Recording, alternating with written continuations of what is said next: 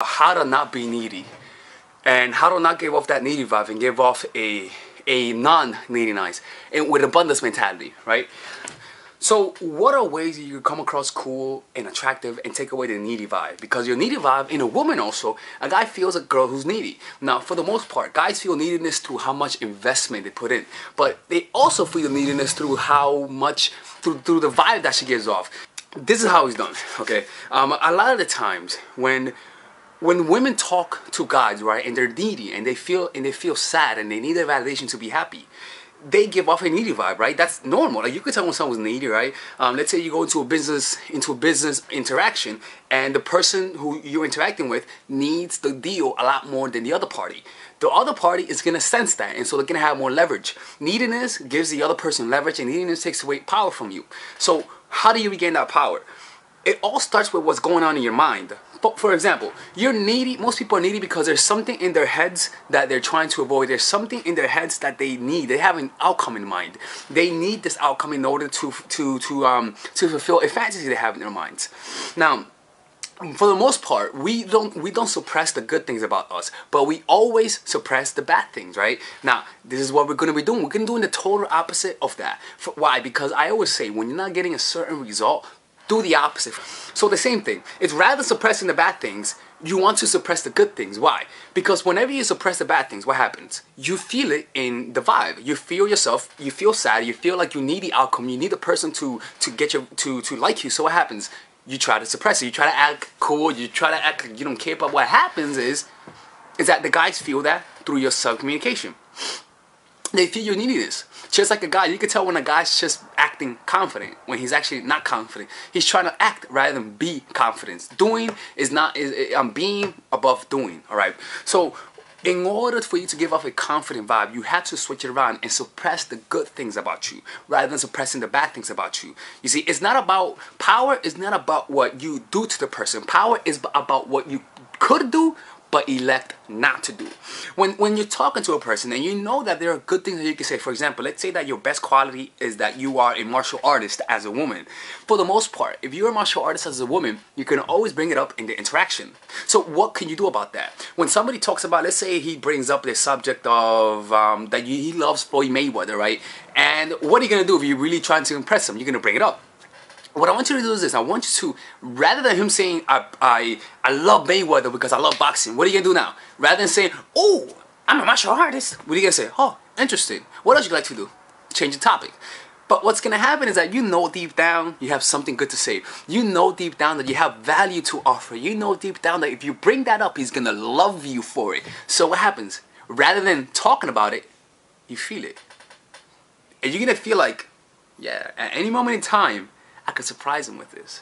And this is gonna give you a confidence that's subtle. A confidence that's felt in a very subtle way. This has a lot of effects.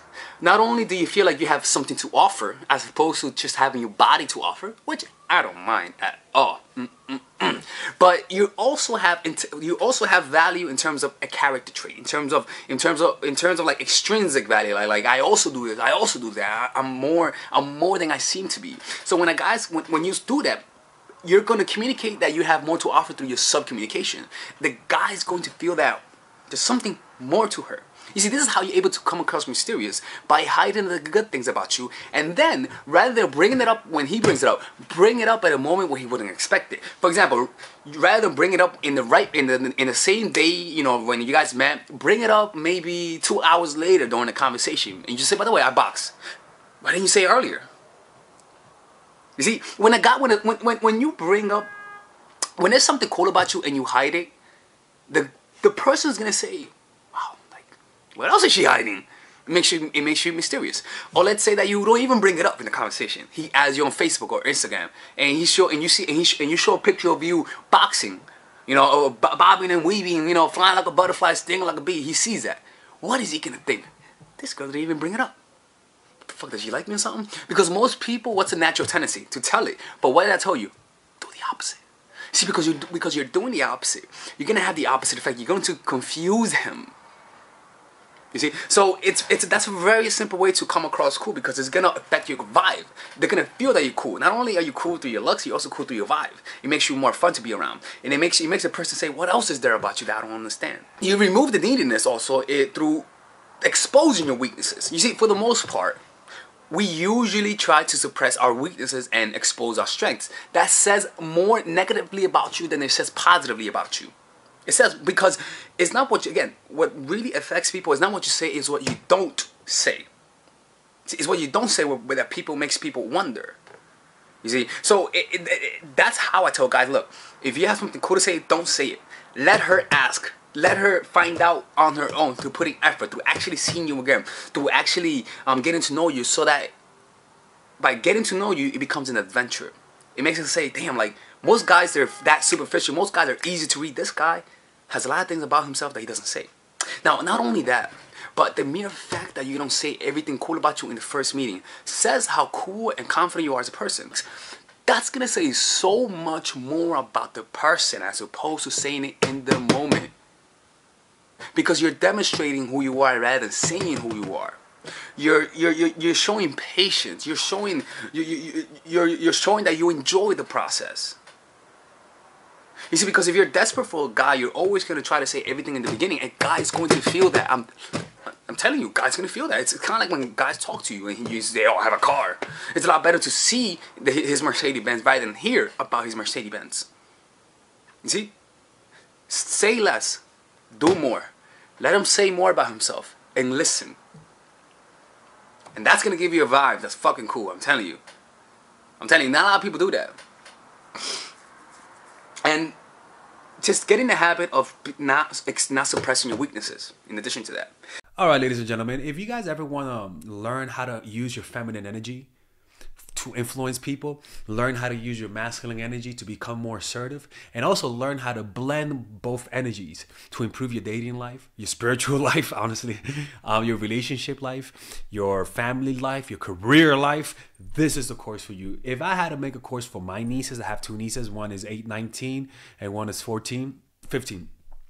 16. Holy shit. Oh my God, he's a bad fucking uncle. He's a bad uncle. Get him. Shut up, Melissa. You should get this course, right? And this is the course that I will make for them. So, for example, watch the curriculum, right? In the first week, we're going to be showing you how to establish a strong masculine foundation without letting it hurt your feminine energy. This masculine foundation is a source of who you are, right? It's your bodyguard. Without this, whatever feminine energy you create will be destroyed by the outside, because your masculine is your shield. So we'll talk about goal setting. We'll talk about how to develop a serious attitude. We're going to be talking about how to use more logic, how to use more goal-oriented behavior. It's more how to be a man. Now the next one is how to embrace the feminine energy, right?